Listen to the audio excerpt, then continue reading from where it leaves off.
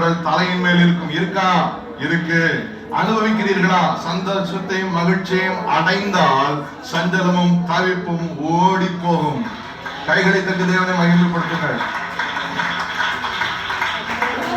எப்ப இந்த அனுபவம்? மீட்கப்பட்டவர்கள் திரும்பி ஒண்ணு வரணும் சீயோனுக்குள்ள, இரண்டாவது ஆனந்த கழிப்புடன் பாடம். ஆமா சொல்லுங்களேன். ஒண்ணு என்ன செய்யணும்? சீயோனுக்குள்ள வரணும். இரண்டாவது ஆனந்த கழிப்புடன்.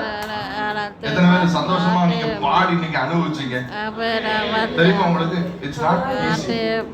நானே பல நேரம் இந்த மேடைக்கு வந்து ஆண்டவரை ஆராதிக்க, ஆண்டவரை பாட, துதிக்க பிரயாசப்படும் போது நிறைய எதிர் சக்திகளை பார்த்திருக்கிறேன்.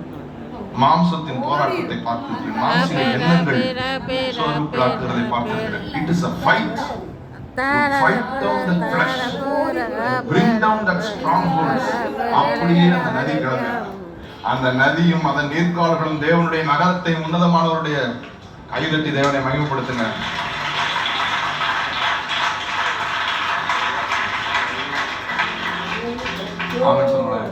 சும்மா நம்ம வந்து நிறைய பேர் நான் பார்த்திருக்கிறேன். நான் பிரியமானவர்களை கைதட்டுறவங்க பாடுறவங்களுக்காக நான் பேசிட்டு போயிட்டே இருக்கலாம்.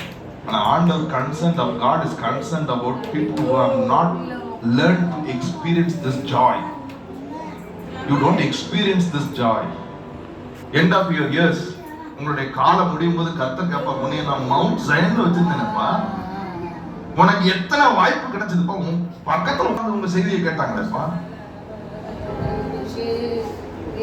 எந்திரியா அவனை சொல்லணும். தேவ பிரவீன், இந்த பையன் அலங்காநல்லூர்ல இருந்து பைக்ல வந்திருக்கிறான். சண்டே சர்வீஸ் அட்டன் பண்ண வாரம் அலங்காநல்லூர் எங்க இருக்கு? மதுரையை தாண்டி இருக்கு. அங்க இருந்து ஒரு எத்தனை பேருக்கு அனுபவம், எத்தனை பேருக்கு வாய்ப்பு கொடுக்கப்படுகிறது?